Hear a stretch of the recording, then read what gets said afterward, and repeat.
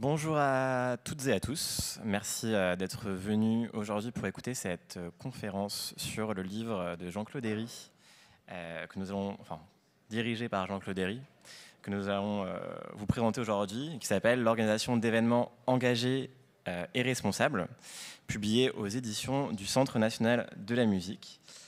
C'est un guide pratique, en fait, des principes de développement durable à destination des professionnels du spectacle vivant et de la culture. C'est un ouvrage collectif dirigé par Jean-Claude Herry, avec les contributions de Marie-Liesse d'Auvergne, Caroline Durand-Gasselin, Mathieu Joubert, Xavier Parenteau, Julie Tinetti et Laetitia Zappella. Et avant de rentrer dans le vif du sujet, je vais me permettre juste de dire un mot sur ce qu'est le CNM. Je ne sais pas si vous connaissez le CNM ici, peut-être qu'il y a des gens qui connaissent. Non? Ok, donc je vais rapidement parler de ce qu'est le CNM, de ce qu'on fait dans le domaine de la transition écologique et vous évoquer rapidement aussi les éditions du CNM qui ont contribué à créer cet ouvrage avec, du coup, sous la direction de Jean-Claude Herry. Donc le Centre national de la musique, c'est très rapidement, c'est un établissement tout à fait récent, puisqu'il date d'une loi du 30 octobre 2019 qui a fondé le CNM. Cette loi a été rendue effective le 1er janvier 2020 avec la fusion du Centre national des variétés du jazz au sein du Centre national de la musique. C'est le premier centre qui sert à rassembler l'univers de la musique dans son intégralité, donc des labels au spectacle vivant, mais aussi le secteur des variétés, car ça n'a beau s'appeler Centre national de la musique, on s'occupe aussi de l'humour et des cabarets. Et quand je dis musique, c'est toutes ces esthétiques, c'est-à-dire qu'on va aussi aider le classique, tout comme le rap, tout comme la musique électronique, bien évidemment. Alors pourquoi en fait on est venu ici aujourd'hui et pourquoi je suis là donc moi je ne suis pas là une personne qui travaille aux éditions, je travaille sur la mise en place de la feuille de route de transition écologique du Centre national de la musique. C'est une feuille de route qui vise en fait à accompagner le secteur dans ses transformations vers des modèles plus durables, plus écologiques. On travaille sur plein de sujets différents à travers de l'information. Il y a une publication d'une page dédiée informative pour tous les professionnels de la musique. Donc des ressources diverses sur de l'aide, sur des études, etc. On fait aussi des modules de formation. D'ailleurs, peut-être que Jean-Claude, on pourra en parler rapidement à la fin. Et de sensibilisation. Et aussi, on a déjà lancé un programme financier qu'on a expérimenté en 2022. Et on va en lancer un qui va comprendre en fait une phase sur la transformation énergétique des lieux, donc des lieux de musique et de variété. Avant d'aller plus loin, et avant de parler des éditions, j'ai juste glissé un mot et laisser Jean-Claude se présenter. Jean-Claude, je t'en prie. Oui, bonjour, donc Jean-Claude Herry, moi je suis fondateur de IPAMA, qui est un cabinet de conseil en RSE. Alors moi je viens du secteur de la musique, j'étais musicien sur la scène rennaise des années 80-90. J'ai ensuite travaillé plutôt dans le secteur public comme chargé d'études sur les politiques culturelles. Et puis j'ai dirigé pendant une bonne dizaine d'années des associations culturelles. Et puis en 2008, il y a eu la crise financière. Et l'association que je dirigeais à l'époque a perdu ses financements publics. Et donc j'ai décidé à ce moment-là de me lancer dans le conseil en RSE auprès des acteurs que je connaissais, qui étaient donc des festivals essentiellement à l'époque. Et je me suis vraiment lancé en solo. Et en 2013, alors que j'animais un certain nombre de formations sur le secteur, l'IRMA, donc à l'époque Centre de ressources pour la musique, m'a demandé d'écrire un ouvrage qui s'appelait à l'époque Le management responsable du spectacle. Et à l'occasion de l'écriture de ce bouquin, j'ai interrogé des tas de gens que j'avais repérés qui faisaient des choses intéressantes dans le secteur. Et c'est là que j'ai fait la connaissance de Xavier, mon associé d'aujourd'hui, qui lui à l'époque était responsable RSE du Stade de France. Donc à partir de ce moment-là, quand Xavier a quitté le stade en 2015, on s'est associés et on a commencé à travailler sur le sport, les événements professionnels et le tourisme aussi, donc à élargir vraiment notre champ d'activité. C'était en 2014. Oui, okay. Tout à fait. On s'est associé juste après, en 2015, quand Xavier a quitté le stade. Et alors aujourd'hui, on a grossi, on n'est plus que 2. On a une équipe de 8 permanents, plus des collaborateurs, une quinzaine d'experts aussi qui travaillent avec nous. Et voilà, donc on travaille à la fois sur le conseil et la formation des acteurs voilà, dont j'ai cité les activités. Et du coup, c'est IPAMA. Et ça s'appelle IPAMA, et avant ça s'appelait Eri Conseil, parce que c'était sous mon nom propre. Merci Jean-Claude. Moi, je m'aperçois que je ne me suis pas présenté, donc je suis Maxime Thibault, voilà, responsable des expertises innovation et transition écologique, d'où l'évocation de la feuille de route transition écologique précédemment. Mais on va s'arrêter là pour moi, parce qu'il n'y a pas grand-chose à raconter avant. Par contre, je vais vous parler des éditions du CNM, car c'est un livre qui paraît à ces éditions. Je le remontre une deuxième fois, je fais un peu de publicité pour ce dernier. Je vais me permettre d'ailleurs de vous montrer cette slide édition. Donc en gros, les éditions du CNM, elles ont publié une collection qui s'appelle Les métiers de la musique. Donc c'est vraiment à destination des professionnels de la musique. C'est une collection de livres pratiques dont les professionnels, mais aussi les amateurs, bien évidemment, peuvent s'emparer.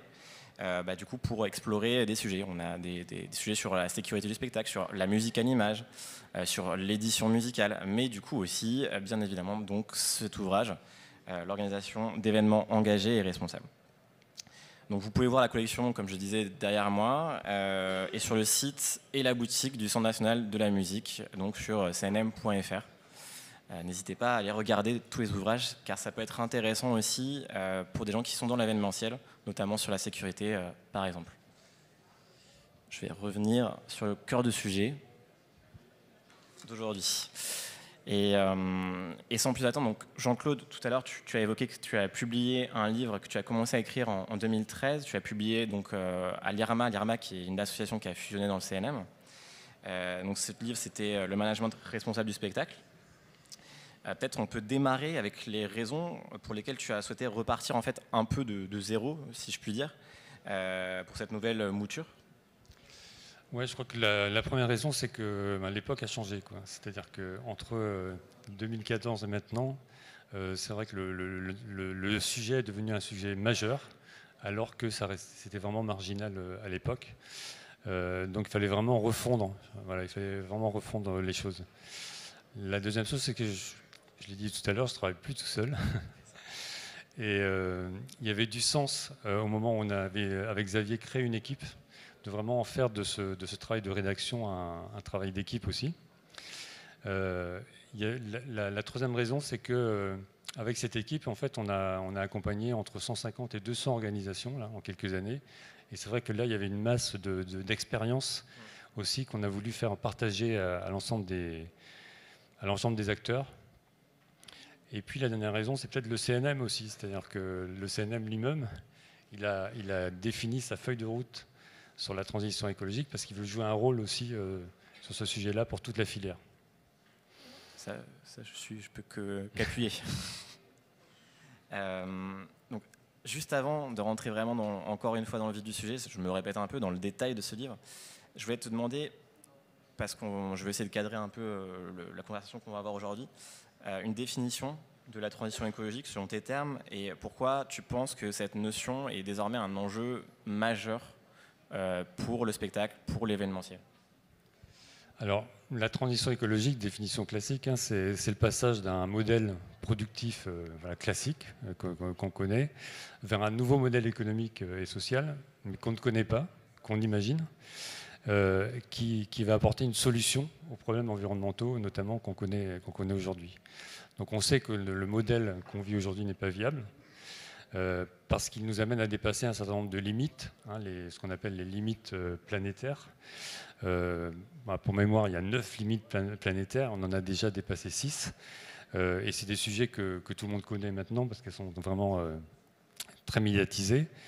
Le changement climatique, l'érosion de la biodiversité, la pollution, le cycle de l'eau douce, etc. Donc l'enjeu, il est vraiment global. Il concerne tout le monde, toutes les activités. Et donc, tout le secteur événementiel est évidemment obligatoirement impliqué sur ces questions-là, et tous les métiers du secteur événementiel également. Ouais, en fait, il va y avoir des applications, des problématiques, on va dire d'ordre écologique, qui vont s'appliquer aux différents secteurs. Et ce livre, il essaie d'explorer ça, si je ne dis pas de bêtises. Ce livre, il explore la façon dont les organisations de ce secteur peuvent s'emparer de ce sujet-là, quoi. Ok. Et est-ce que tu peux rapidement évoquer les problématiques principales, au-delà de ce qu'on disait tout à l'heure, les problématiques principales qui vont affecter d'abord le spectacle vivant, et après on verra ensuite, est-ce que c'est de la mobilité, je ne sais pas, ce genre de choses. Voilà, il y a, disons, 4 grands sujets qui sont vraiment les grands sujets qui concernent le secteur du spectacle vivant, de la musique et de l'événement en général. Le premier, c'est la mobilité. Il y a des tas de bilans carbone qui ont été faits sur les événements. On sait qu'aujourd'hui, 70%, 80%, 90% de l'impact carbone d'un événement, plus il est gros, plus le pourcentage est important, vient de la mobilité. Donc du déplacement des festivaliers si c'est un festival, des visiteurs si c'est un salon par exemple, etc. Donc ce sujet, il est majeur. Et c'est le sujet le plus difficile à travailler. Donc là, il y a vraiment un sujet de fond pour tous les organisateurs d'événements. Le deuxième sujet, c'est la restauration. Là aussi, c'est en général le second impact des événements, quand vraiment il y a de la restauration dans les événements, et c'est le cas par exemple des grands festivals. On sait à peu près ce qu'il faut faire. Il faut réduire la part carnée, il faut développer les circuits courts, les produits de saison, favoriser les produits issus de l'agriculture biologique. Mais là encore, plus les événements sont grands, plus ils sont gros, plus c'est difficile de répondre à ces exigences, notamment parce qu'on manque de production et d'organisation tout simplement pour fournir sur un temps aussi court les grands événements. Donc derrière ça, il y a aussi une logique de réinventer l'économie circulaire, mais adaptée aussi aux événements, si j'imagine. Voilà, et puis vraiment de repenser la régionalisation de tous ces circuits. Très clair.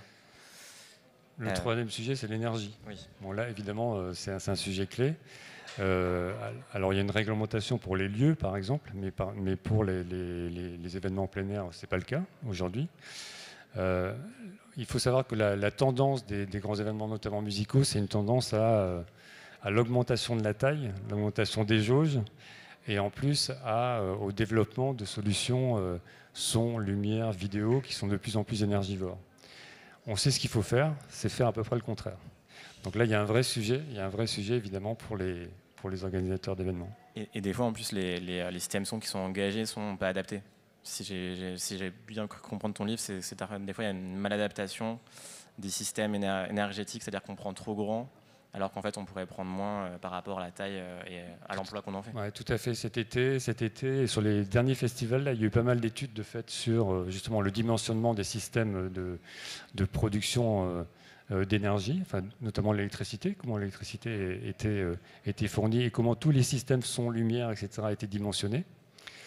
Et ils sont tous surdimensionnés, x2, x3, x4. Donc là aussi, il y a effectivement...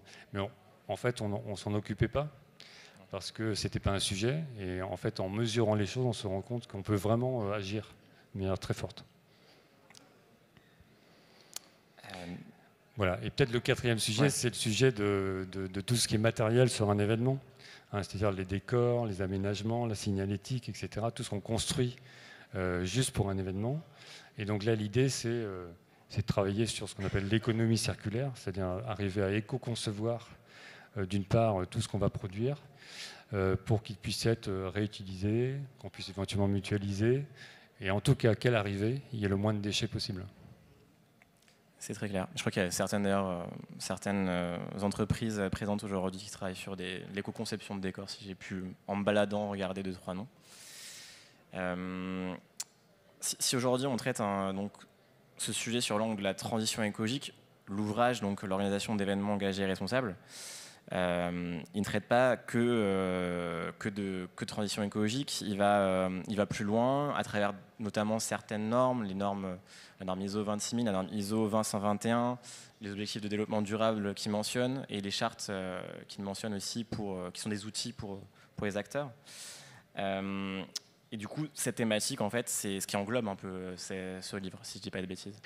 Oui, alors l'approche qu'on a développée, c'est une approche de RSE, c'est-à-dire qu'on aborde les questions environnementales, mais aussi toutes les questions sociales et sociétales au sens large. Donc on aborde les questions d'accessibilité, d'inclusion, de formation professionnelle, de qualité de vie au travail, etc., qui sont des vrais sujets aussi dans le secteur, bien sûr, de la musique et des événements. Et puisque aujourd'hui on est à Objectif Green, donc on n'est pas centré que le spectacle vivant, j'imagine qu'il y a des personnes qui travaillent dans l'univers de l'événementiel, du sport. Ce livre il prend appui certes sur un nombre d'acteurs importants du spectacle vivant, mais il y a des témoignages à l'intérieur, mais d'ailleurs pas que. Il y a là des problématiques spécifiques à ces acteurs, mais à sa lecture on voit aussi qu'il décrit des problématiques spécifiques aux autres secteurs, c'est-à-dire l'événementiel, au sport. En quoi il peut s'adresser aux acteurs qui sont ici présents et comment en fait on peut l'utiliser Alors c'est vrai que quand on prend le sujet événement, il y a une diversité d'acteurs déjà qui agissent. Donc il y a les propriétaires d'événements, il y a les organisateurs d'événements, il y a les lieux qui accueillent des événements, il y a les sponsors publics, privés des événements. Donc ils sont vraiment très différents, mais tous aujourd'hui s'engagent sur ces démarches-là. Bien sûr, il y a des enjeux qui sont très différents selon les organisations, qu'elles soient dans le secteur concurrentiel, par exemple, ou dans le secteur aidé et subventionné. Évidemment, les enjeux ne sont pas forcément les mêmes. Mais qu'il s'agisse d'un salon, d'un festival, etc., en fait, les processus métiers, ils sont les mêmes, hein, qu'on soit dans le sport, dans la culture ou dans le tourisme. Un événement, c'est un événement. C'est-à-dire qu'il faut le préparer. Sur un temps très court, il y a beaucoup d'activités, beaucoup d'impact. Puis ensuite, il faut démonter, etc. À chaque fois, on s'adresse à un public. C'est sur un temps très court. Il y a des façons de travailler qui sont très communes. Hein, le travail dans l'urgence des gens de l'événementiel. Le travail aussi de nuit, etc., dans des conditions très particulières. Voilà, donc il y a vraiment des processus métiers qui sont les mêmes. Et c'est pourquoi nous, par exemple, on a développé notre activité sur l'ensemble de ce secteur. Ce qu'on soit dans le sport, la culture, l'événementiel, en gros, on trouve les mêmes métiers, quoi. Et donc en fait, c'est une espèce de guide, on va dire, qui va être organisé pour répondre aux problématiques métiers donc transverses. Comment vous l'avez organisé, ce guide-là ? Alors notre objectif, c'était vraiment d'en faire un guide pratique, voilà, qui est des choses vraiment très, très concrètes. Donc là, on l'a organisé sous la forme d'un processus, en fait, en 6 étapes, pour s'engager dans une démarche RSE appliquée aux événements, pour un organisateur qui l'organise, pour un sponsor qui le sponsorise, etc. Okay. Donc on a mis beaucoup d'éléments de méthodologie à l'intérieur du guide. Donc de la première étape, hein, qui concerne à analyser son écosystème, etc., et puis à identifier ses enjeux, jusqu'à la dernière étape, dont l'objectif est vraiment de mesurer et d'évaluer sa démarche. Voilà, donc on a essayé vraiment de mettre des choses très concrètes. Par exemple, on a fait, je crois, 1,5 pages sur les labels. Comment on fait en sorte de s'y retrouver dans la multitude des labels, des référentiels, etc., qui naissent tous les jours. Hein. Aujourd'hui, voilà, il y a des tas de labels qui naissent. Comment trouver son label adapté à son organisation ? Voilà, c'est ça. Donc on a essayé d'analyser tout ça et de définir un petit peu les critères qui permettent de s'y retrouver dans ces labels pour trouver un label qui soit utile à son organisation et qui soit aussi crédible, voilà, sur le marché. On a fait aussi tout un chapitre sur les achats responsables. Donc vraiment des moyens d'action forts dans une organisation pour agir sur des questions environnementales et sociales d'ailleurs, c'est les achats. Et dans l'événementiel, on achète beaucoup. Il y a des organisations événementielles qui sont pilotées par une personne, tout le reste est acheté. Voilà, donc ça passe vraiment par les cahiers des charges, les relations fournisseurs, et puis le fait d'embarquer ces fournisseurs sur le long terme pour eux aussi les faire évoluer sur ces questions-là. C'est donc travailler en écosystème avec ses fournisseurs, quoi, en fait. Oui, tout à fait. Voilà. Et puis on a fait, par exemple, aussi sur la fin de l'ouvrage, vraiment tout un travail sur les indicateurs. C'est-à-dire comment on mesure sa démarche, quels indicateurs efficaces pour les suivre, comment on collecte la donnée, parce que cet aspect-là, il est vraiment important aussi pour suivre son engagement, quoi. Puis suivre et potentiellement après réduire après mesure. Oui, et puis suivre, c'est-à-dire qu'en fait, sur ces questions-là, c'est important de mesurer, parce que c'est bien beau de se fixer une trajectoire, ou de dire on fait telle ou telle action, mais effectivement, il faut mesurer derrière. Il faut des points d'étape, en fait. Voilà, et puis dans le bouquin aussi, pour ce qu'on a intégré, on a interviewé des gens, comme pour la première édition, mais pas les mêmes. On a interviewé des acteurs de l'événement. qui témoignent chacun sur un sujet, de la façon dont ils traitent ce sujet. Et donc, je peux citer 2-3 exemples. J'allais demander des exemples. Je peux citer par exemple Gwen Potard, qui est le directeur de la Carène, qui est une scène de musique actuelle à Brest, qui nous explique en fait dans le bouquin comment ils sont engagés sur leur stratégie carbone, comment ils ont formé des gens en interne pour être capables de suivre et de mesurer justement l'impact de leur action, et comment le fait de se fixer une trajectoire carbone, c'est-à-dire une trajectoire de réduction de leurs impacts, avait été vraiment un levier pour que la collectivité propriétaire du bâtiment fasse des travaux de mise aux normes environnementales du bâtiment. Ouais, du coup, il y a vraiment des exemples, en fait, type des témoignages en fait, de choses qui peuvent marcher, et dont ce témoignage de Gwen. Ouais, je crois que c'est vraiment important pour les lecteurs aussi d'avoir des choses très concrètes, pour se raccrocher à des exemples très concrets, voire derrière de pouvoir contacter les gens en fait, pour leur demander comment ils ont fait. Il y a un autre exemple qui est intéressant, c'est celui du Festival d'Aix, qui est donc un festival d'opéra. Et eux, ils ont été vraiment précurseurs dans l'éco-conception des décors. Donc un jour, ils ont fait un bilan carbone, il y a une dizaine d'années. Ils se sont dit comment on fait pour éviter de jeter nos décors une fois qu'on les a créés et qu'ils ont tourné dans le monde entier. Donc ils ont fait tout un travail de recherche et développement pour éco-concevoir les décors. Ils ont documenté tout ce travail de R&D.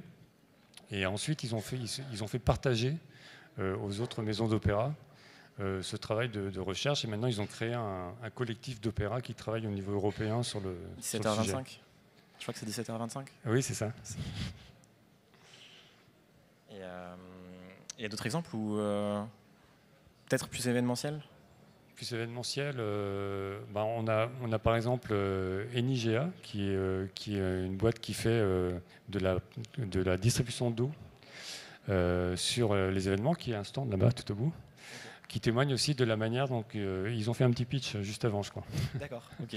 Qui explique la manière dont ils traitent cette question de la gestion de l'eau sur les événements.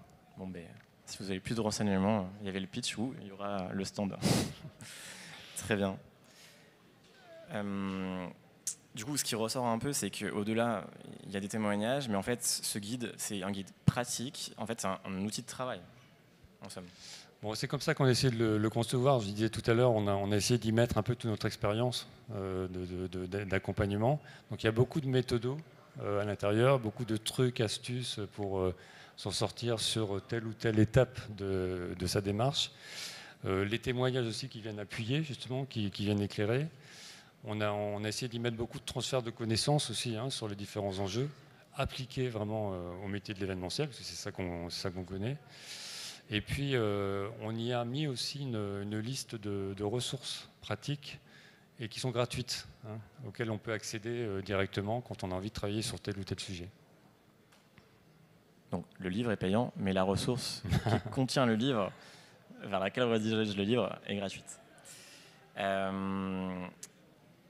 On va peut-être on va aller un peu plus vite, on va aller sur la fin, parce que je vois le temps défiler devant mes yeux sur cet écran qui me fait face. Quels sont pour toi, Jean-Claude, là je quitte un peu le livre, mais les grands défis que tu vois arriver, donc à court terme, disons dans les 2 prochaines années, et en quoi, et là je me raccroche au livre, ce livre peut aider à s'attaquer dès à présent à ces problèmes, ces enjeux qui vont arriver. Bon, ça, c'est vraiment une question difficile, mais je crois que le défi, c'est d'éviter un des défis, c'est d'éviter le greenwashing, quoi. Effectivement, aujourd'hui, on voit bien qu'il y a un mouvement général de toutes les organisations, de toute la population pour s'engager. Et du coup, il y a aussi un mouvement général de propositions, de solutions, etc., plus ou moins miracles. Voilà. Donc je pense que ce qui est important quand on s'engage, c'est ne pas forcément aller rechercher une solution contre une solution, ou de remplacer une activité par une solution qui va juste l'améliorer, mais de vraiment se pencher sur son activité, de mettre un peu les sujets sur la table et essayer de travailler en profondeur. Parce qu'il y a beaucoup de solutions qui sont à construire, en fait. Il y a beaucoup de solutions qui ne peuvent pas s'acheter, qui doivent se construire sur le long terme avec d'autres, avec les acteurs. Quand un organisateur d'événements veut travailler sur la mobilité, principal impact carbone d'un événement, il ne peut pas le faire tout seul. Voilà. Donc ce n'est pas quelque chose qui s'achète. C'est quelque chose qui se travaille et sur le très long terme. Je pense que ça, c'est un des points importants qu'il faut garder en tête.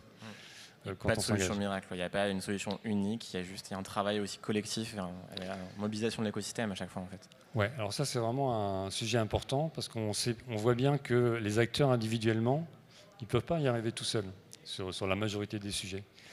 Dès que je prends l'exemple de la filière musicale, qui est mon exemple, donc dans la musique, il y a des producteurs d'artistes, il y a des lieux qui accueillent des événements, il y a des organisateurs d'événements.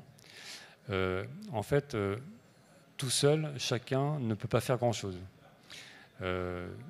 Par contre, si tous ces acteurs-là de la filière, à un moment, se mettent autour de la table pour trouver des solutions pour que, par exemple, les tournées deviennent plus éco-responsables, bah évidemment, si on veut qu'une tournée soit éco-responsable, il faut travailler à la fois avec les artistes, à la fois avec les organisateurs et à la fois avec les salles. Voilà.